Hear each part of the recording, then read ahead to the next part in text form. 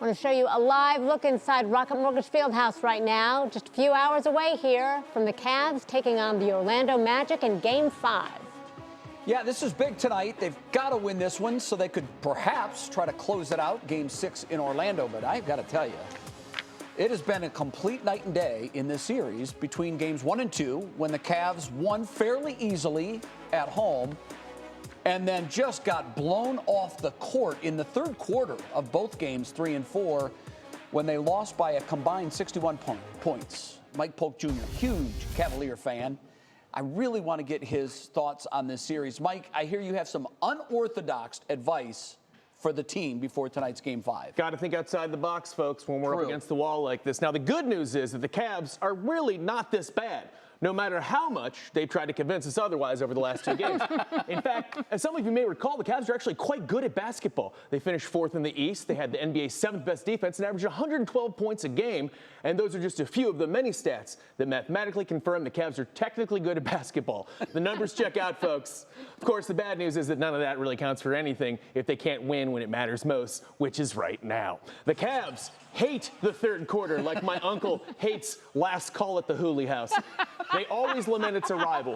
The third quarter malaise has been a consistent problem all season, but it was never more glaring or impactful than in Game 4 when the Magic outscored Cleveland 37-10 in the third quarter. So there's obviously something psychological going on there, and I don't know what it's rooted in, but it really doesn't matter what's causing it because Game 5 is tonight, so we don't have time to try and properly fix whatever the Cavs' collective third quarter mental issue is. We just need a quick fix to get us through. Now, I suggest the staff at the Rocket Mortgage Fieldhouse should try this. After the first half tonight, when the teams come back out of the locker room, just pretend like we're starting the game over.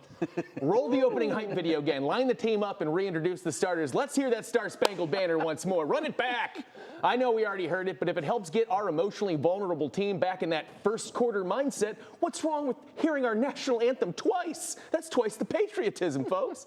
Of course, even if that bold plan were to work, we still have to return to Orlando for Game 6, where the Cavs thus far have performed inadequately.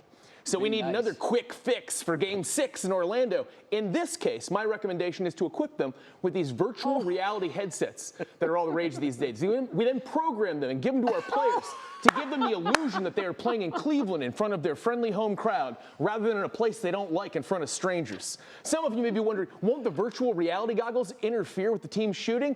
Definitely, but just a reminder, the Cavs scored 10 points in the third quarter of Game 4, so I'm willing to roll the dice. Regardless, let's see some fire in those bellies this evening, gentlemen. Protect your home court, then go back down south and finish them off in Disney World right in front of the mouse. Let's go, Cavs. It's unconventional, you're right. I don't hear, listen, J.B. Bickerstaff's ideas are like, I don't know, put George Niang in again? That's what he's coming up with. So this is what I'm trying to think outside the box. Yes. I love your outside the box thinking. Yeah. Mike, the 37-10 third quarter, I told Jim Donovich this yesterday. If you extrapolate that for 4 quarters, they're getting outscored 148-40. I used to attend my sister's grade school Catholic basketball games.